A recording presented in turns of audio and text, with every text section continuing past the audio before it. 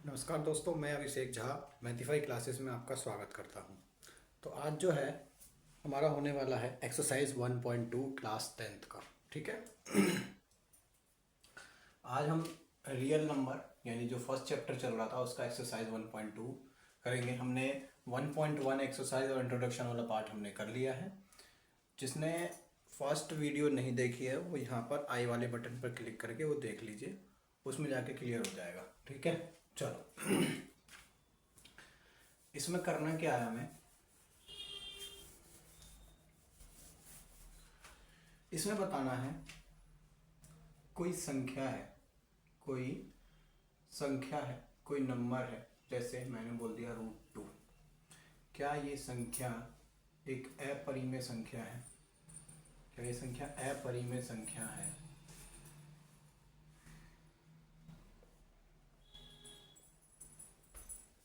यानी कि क्या ये संख्या एक इरेशनल नंबर है या नहीं है, यह प्रूफ करना होता है हमें। ठीक है।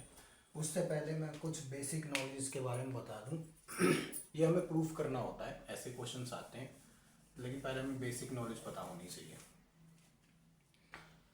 जैसे मैं बोलूं, फर्स्ट आता है परिमेय संख्या।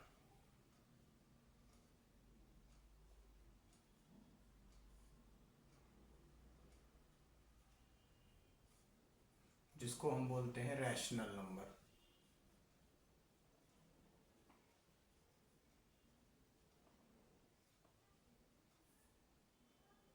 सेकंड आता है अपरिमेय संख्या।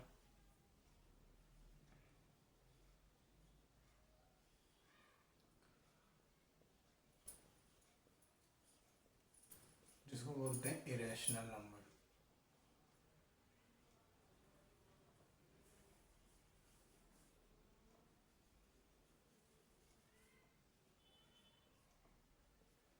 ये होती क्या है रैशनल और इरेशनल नंबर, हमें ये पता करना है। पिछली वीडियो में मैंने एक एग्जांपल भी दिया था रैशनल नंबर यानी परिमेय संख्या का, तो जिसने देखा उसको पता होगी। देखो इधर, परिमेय संख्या होती क्या यानी रैशनल नंबर होता क्या है। इसकी 3 कंडीशन होती है रैशनल नंबर की। फर्स्ट कंडीशन होती है P/Q में होना चाहिए। सेकंड कंडीशन होती है इसकी Q नॉट इक्वल टू 0 होना चाहिए। और थर्ड कंडीशन होना है इसकी, जो वैल्यूज़ हो P और Q की वो कैसी होनी चाहिए, इंटीजर होनी चाहिए। ठीक है, इंटीजर यानी पूर्णांक।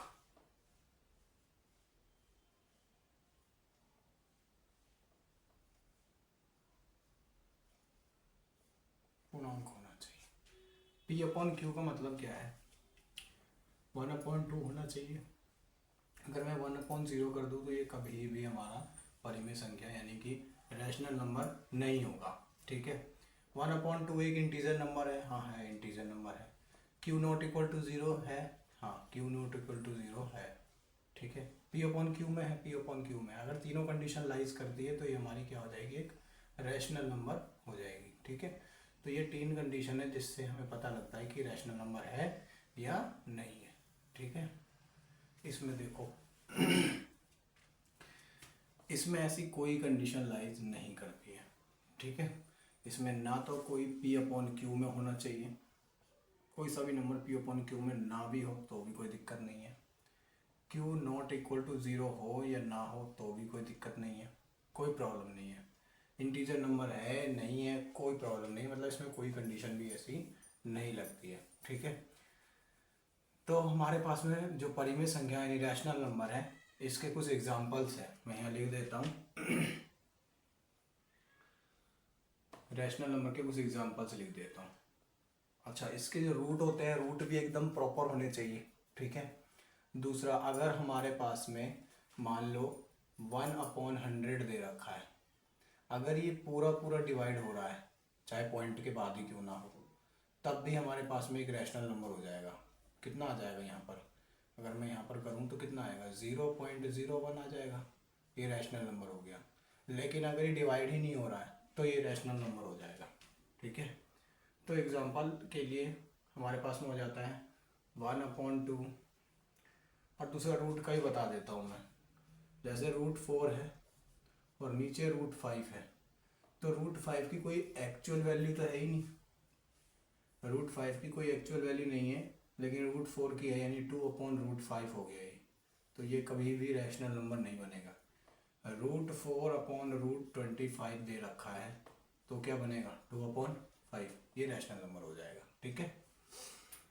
दूसरी चीज़, ये रैशनल नंबर के ही है, ये कभी रैशनल नंबर नहीं होगा, ये रैशनल नंबर हो जाएगा, ये रैशनल नंबर हो जाएगा। और देखो जो पाई होती है, पाई की वैल्यू 22/7, ये हमारा एक रैशनल नंबर है, लेकिन 3.14 जो है ये कभी भी रैशनल नंबर नहीं होगा। अब यहाँ पर लिख देता हूँ मैं, पाई की वैल्यू 22/7 ही रैशनल नंबर होगा। जैसे मैंने बोला 1/100 डिवाइड करेंगे तो कितना आएगा 0.01, ये भी एक रैशनल नंबर हो जाएगा। स्क्वायर रूट जो हो एकदम प्रॉपर हो तो रैशनल नंबर होगा। अभी रैशनल नंबर देख लो कैसे होते हैं। पाई होगा, ये इरेशनल नंबर है, इरेशनल है ये। उसके बाद में 3.14 है, ये भी इरेशनल नंबर है। अगर मैं किसी चीज़ को डिवाइड करता हूँ, जैसे कि √2 की ही वैल्यू निकाल लेता हूँ, तो √2 की क्या होती है क्या होती है √2 की वैल्यू 1.414 और आगे चलता ही रहेगा। तो ये क्या होगा, एक हमारा इरेशनल नंबर हो जाएगा। ठीक है। तो रैशनल और इरेशनल में क्या फ़र्क है, क्या डिफरेंस है, ये तो पता लग गया हो होते क्या रैशनल नंबर। फटाफट से नोट करो इसको।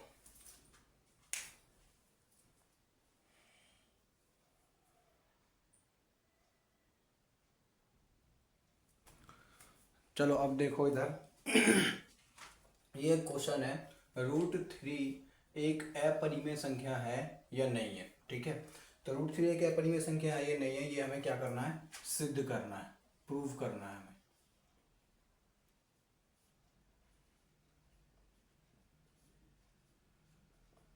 ठीक है। ये क्या करना है, हमें प्रूव करना है, यानी कि सिद्ध करना है। तो अब देखो क्या करना है इसमें।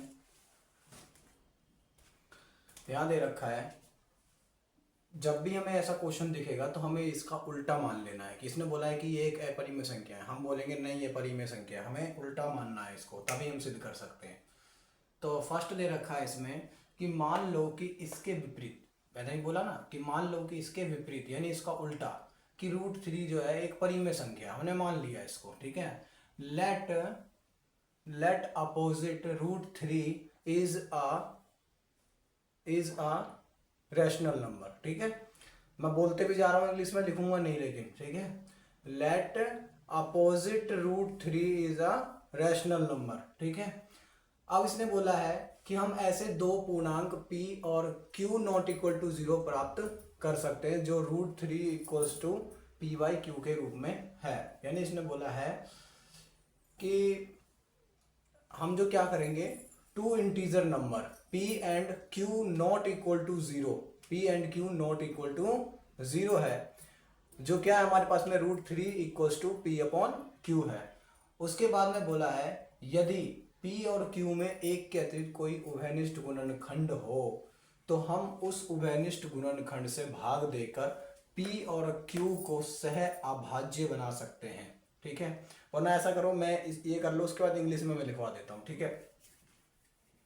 क्या है, सह अभाज्य बना सकते हैं। तो कैसे बनाएंगे, तो हमने क्या करा यहाँ पर √3, इसने क्या बोला है, यदि p और q में एक के अतिरिक्त कोई उभयनिष्ठ गुणनखंड हो तो हम उस उभयनिष्ठ गुणनखंड से भाग देकर p और q को सह अभाज्य बना सकते हैं। तो हमने ये बना लिया ये रहा। ठीक है। देखो कैसे करेंगे, ये √3 है इक्वल्स टू p/q दे रखा है, q इससे मल्टीप्लाई हो जाएगा, तो √3 into q equals to p, ये आ गया। ठीक है। यही चीज हमने यहाँ पर लिख दी है। आगे चलो, आगे क्या बोला है इसने, दोनों तरफ वर्ग, यानी कि बोथ साइड ऑफ स्क्वायर। ठीक है। मैंने क्या करा, दोनों तरफ ऑफ क्या कर दिया, मैंने वर्ग कर दिया है। तो दोनों तरफ वर्ग कर दिया तो क्या हो गया 3q²। 3q² कैसे हो गया, देखो ये √3 है, √3 का मैं स्क्वायर करूंगा क्या हो जाएगा 3 तो होएगा, और q का क्या हो जाएगा स्क्वायर हो जाएगा। तो यहाँ पर क्या लिख दूंगा मैं, 3q²। वही चीज मैंने यहाँ पर करी है, ठीक है। आगे देखो, दोनों तरफ वर्क कर दिया। उसके बाद क्या कह रहा है, अगर a² जो है 3 से विभाजित होती है, अगर a² जो है यदि 3 से डिवाइड हो रहा है, तो अब इसमें एक चीज और है, इसलिए परमेय 1.2 यानी 1.2 परमेय 1.2 द्वारा 3 जो है a को भी डिवाइड करेगा यानी विभाजित करेगा। अगर a² 3 से डिवाइड होता है तो 3 भी a से डिवाइड हो जाएगा, ठीक है। ये किसके द्वारा, परमेय 1.2 द्वारा। अभी मैं परमेय भी करा दूंगा वो 1.2, उससे देख लेना, ठीक है। अब इसने क्या बोला, हम p को, मान लो हमने क्या करा, एक p जो है = 3k ले लिया है। अब k कहाँ से आ गया, तो k को हम क्या ले सकते हैं, एक पूर्णांक मान सकते हैं। क्या मान सकते हैं, एक पूर्णांक मान सकते हैं, जहां k क्या है, एक पूर्णांक है, ठीक है। इतना लिखो फटाफट से, जल्दी लिख लो इसको, फिर आगे करवाता हूं। लिखो जल्दी।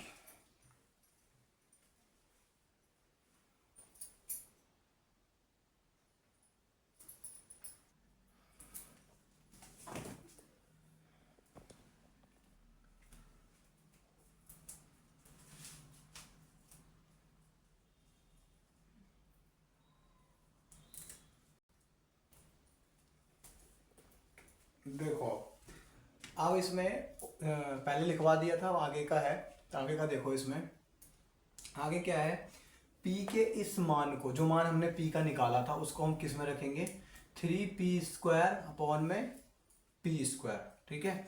में रखने पर हम इसमें रख देंगे वैल्यूज, 3p² = 9k² हो जाएगा, क्योंकि p क्या है हमारे पास में, स्क्वायर, और p की वैल्यूज क्या निकली थी हमारे पास में, 3k।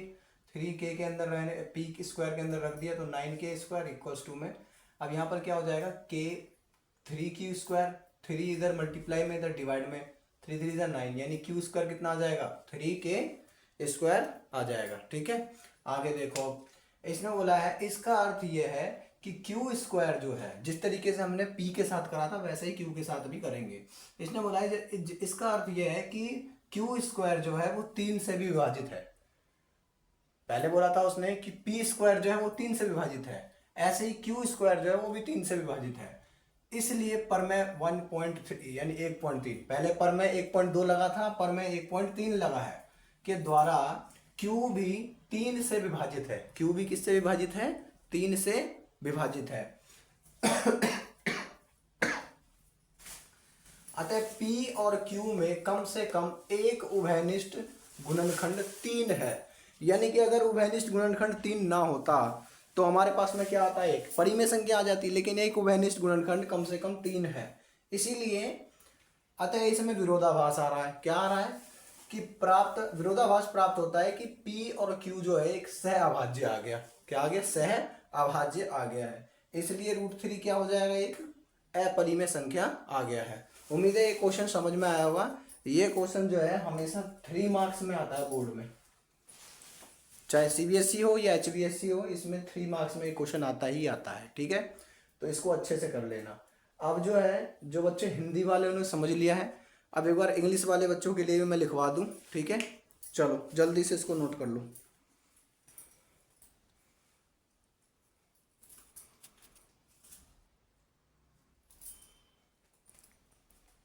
अब देखो इंग्लिश वाले बच्चे, देखो एक बार, proof that √3 is an irrational number, ठीक है। हमें इरेशनल नंबर देना है, लेकिन हमें क्या मानना है, इसका अपोजिट मानना है। तो let √3 be a rational number, हमने अपोजिट मान लिया कि ये एक रैशनल नंबर है, ठीक है। चलो प्रूफ करते हैं। तो √3 को क्या कर सकते हैं, p/q में, वेयर यहाँ पर p और q जो है, p and q are integer, then q not equal to 0 and p और q आर को प्राइम, यानी कि p और p एंड q क्या है, एक को प्राइम नंबर है। उसके बाद क्या बोला है इसने, यानी कि इसको क्या करना है हमें, ऑन स्क्वायरिंग बोथ साइड, यानी दोनों तरफ हमने स्क्वायर कर दिया। हमने स्क्वायर करने के बाद वैल्यूज आई है 3p² में q², ठीक है। ये बन गया हमारे पास में एक इक्वेशन। अब इसने क्या बोला है, सिंस 3 डिवाइड p², ठीक है, तो 3 आल्सो डिवाइड p। अगर 3p स्क्वायर को डिवाइड कर रहा है तो 3 भी p को डिवाइड कर देगा। ठीक है, ये हो गया क्लियर। यहाँ पर आओ, अब इसने बोला है मान लो कि p जो है इसको मान लिया हमने 3k, और k क्या है, एक इंटीजर नंबर है। तो पुट करना है हमें p की values 3k, p is to 3k किस में पुट करना है, इक्वेशन नंबर 1, यानी कि हमें इसमें पुट करना है। हमने इसमें वैल्यूज पुट करी तो 3k square equal to 3k square. ठीक है, यहाँ पर क्या आ गया, मैं वैल्यूज पुट कर रहा हूँ, जैसे इसके अंदर वैल्यूज पुट करनी है तो क्या करेंगे अब हम, 3k स्क्वायर इक्वल टू में p की वैल्यूज कितनी है 3k, 3k स्क्वायर क्या आया हमारे पास में, 3k स्क्वायर इक्वल टू में 9k स्क्वायर, ये यहाँ से कैंसिल हो गया तो 3 आ गया, q स्क्वायर कितना आ गया 3k स्क्वायर, वही चीज़ यहाँ पर करी है हमने। ठीक है, चलो आगे देखो, q square equal to 3k square. अब वही वाली बात यहाँ पर लिखनी है, since 3 divide q square 3 also divide q, p and q have at least 3 as a common factor. ठीक है, यानी p और q में एटलीस्ट एक 3 जो है एक कॉमन फैक्टर आ रहा है। ठीक है, ये फटाफट से नोट करो, फिर अभी और लाइन रह रही है उसको मैं लिखवाता हूँ, जल्दी करो नोट इसको।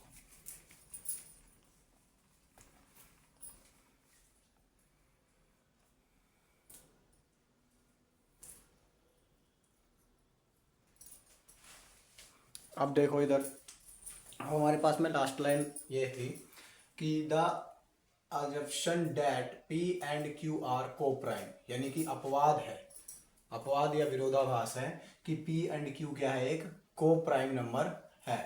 Hence root 3 is an irrational number, मैंने प्रूफ कर दिया कि रूट 3 क्या है, एक इरेशनल नंबर है। ठीक है, तो ये चीज़ थी हमारी, और यही सारा टॉपिक जो है हमारा एक 1.2 एक्सरसाइज में हमें करना है। ठीक है, सेम है सारा 1.2 एक्सरसाइज के सारे क्वेश्चन सेम है।